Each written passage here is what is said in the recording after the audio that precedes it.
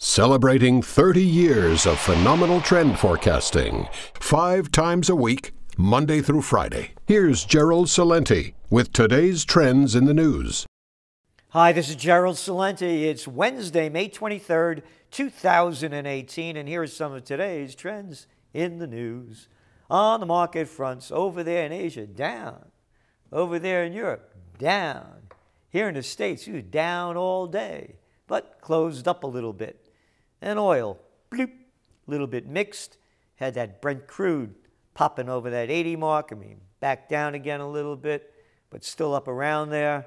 And gold, well, up a little bit, a couple of bucks. But gold is in that dangerous territory. Has to get strongly above that $1,300 an ounce mark if it's not going to move down lower. And you know our 2 points that we're looking for, 1,275 on the downside. Goes to that, then start looking for it to go 50 bucks lower than that. So, and Bitcoin, all those cryptos are getting canned, boy. Poof, lower and lower and lower. So what's going on? Stocks reverse losses. Finish up after Fed minutes show willingness to temporarily let inflation run above their target market level of 2%. So they're easing back a little bit. So maybe that's why gold went up a little bit. But we'll see. And globally, the Stocks Europe 600 fell 1%, while Japan's Nikkei fell 1.8%. Its largest one-day decline since March. All this is very important. It can't take higher interest rates, and they're giving the dough away over there in Japan, and they're still having problems with the markets. And the 10-year Treasury fell to 3.008%. And gold, again, it's where it is. The dollar gets stronger, gold goes lower.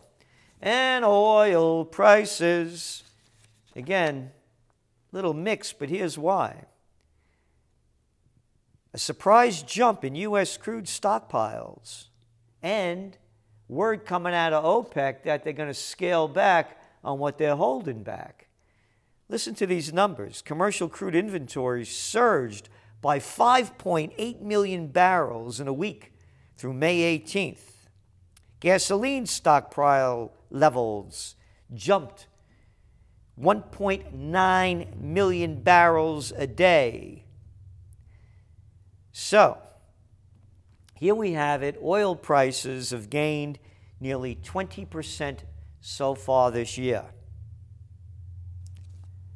What does this mean? It's very important. And it's all in your Trends Monthly. Trends Monthly. Gas attack. Recession. Inflation. Market meltdown.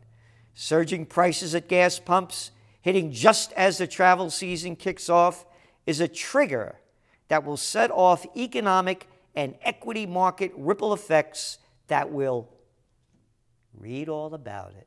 It's all there. Plus much, much more. As goes gold, so goes the economy. Driverless cars, as forecast, driverless fraud. Automation on the farm, ag bots, and more. Researchers get first clear look at anti-aging enzyme. The latest plastic substitute, world without water. Saudi Arabia, then South Africa, now Israel. Oh, and now more war. It's all in your Trends Monthly, and that's just the tip of the Trends Monthly iceberg. Many more stories for you to read history before it happens. So again, what's keeping the markets up? That cheap dough. And why didn't the markets go down? Well, the Fed said they may not be aggressive with their rising interest rates, so Sony changes tune in EMI deal. The Japanese Technology and Entertainment Group said it would spend $2.3 billion to buy controlling stakes in EMI Music Publishing. Mergers and acquisitions, stock buybacks, end of story, overvalued over leveraged markets because, bump-a-da-bump, M&A splurge adds to fears that post-crisis peak is in sight.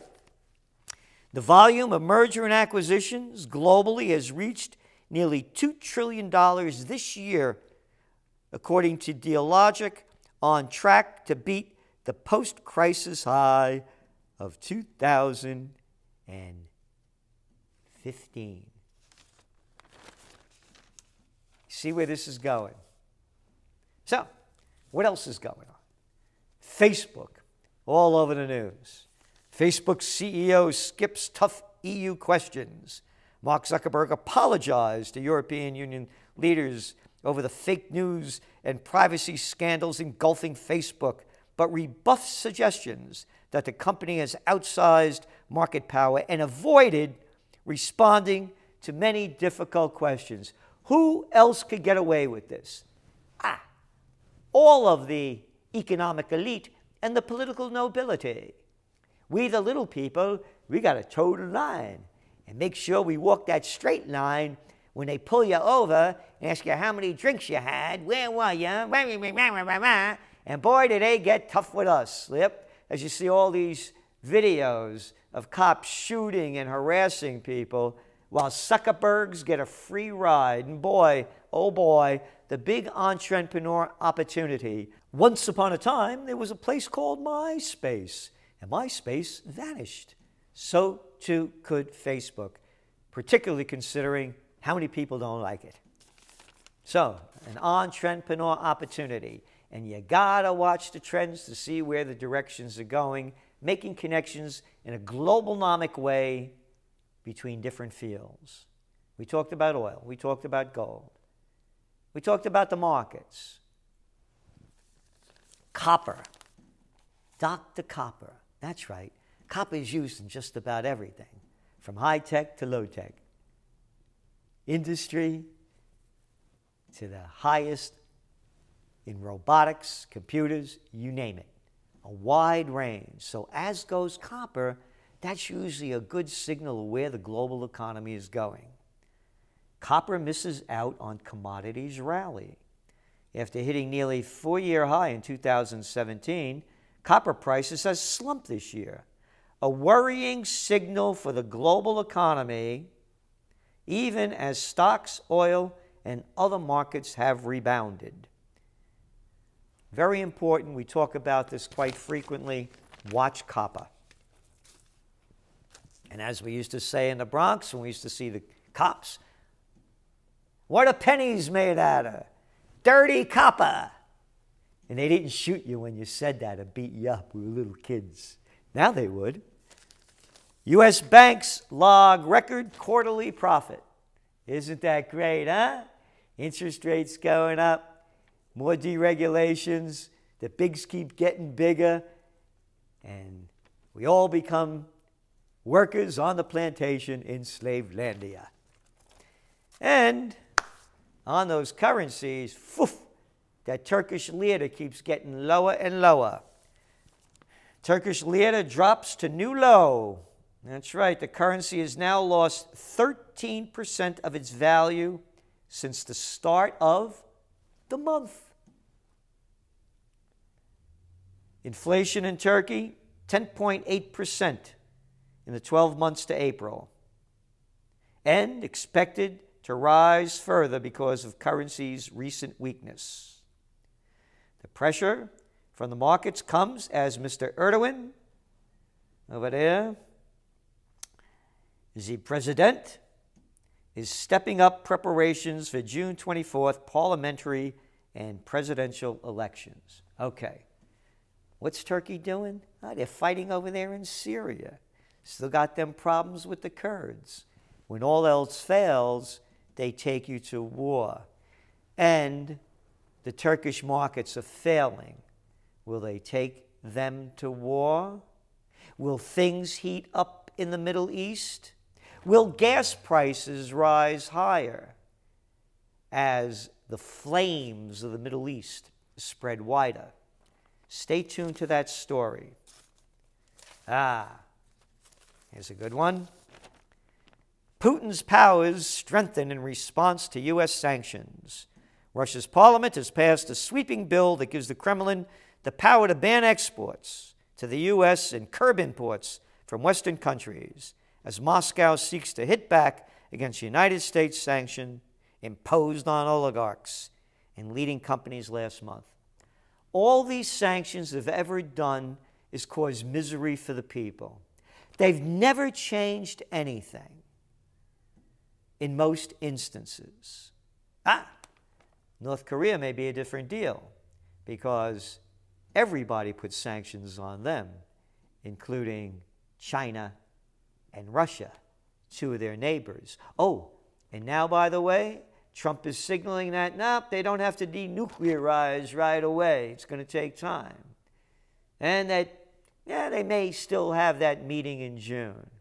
So, some positive news as well.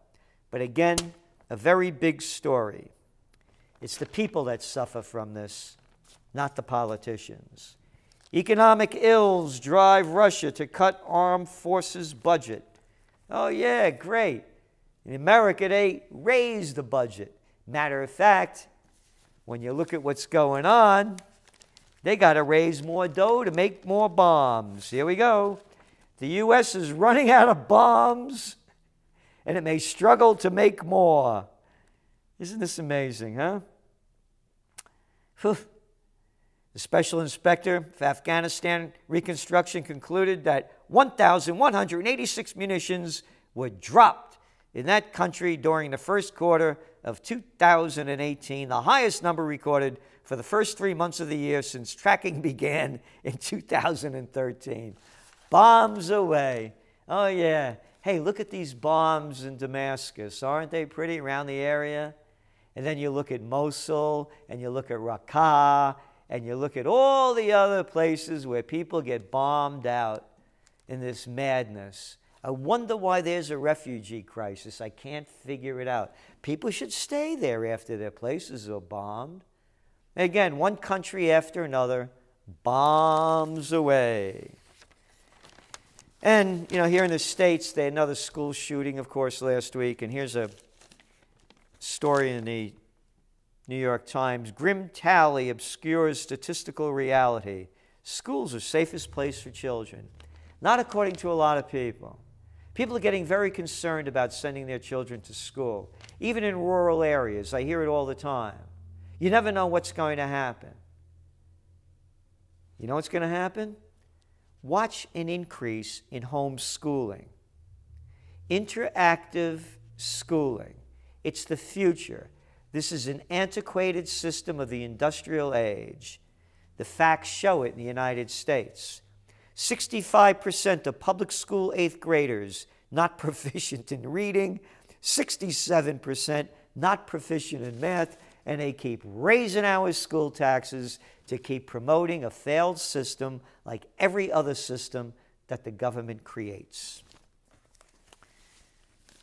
Homeschooling. And what else do we have here? I told you about all them bombs dropping away over in Afghanistan. Yeah, record numbers coming in. Doing a great job over there. Scores killed in attacks across central Afghanistan. At least 55 people were killed and scores of others wounded in a series of Taliban attacks across Afghanistan. And the strikes hit near NATO headquarters. They're losers. This war's going on forever. Wasted money, wasted lives, and nobody even talks about Afghanistan anymore. That's like a hidden story. Where are the protests? Want to stop violence? Stop it at the top. That's right. The fish rots from the head down, and America's violence in military conflicts around the world is a clear signal of the violent state of America. This is Gerald Celente, and that's some of today's trends in the news.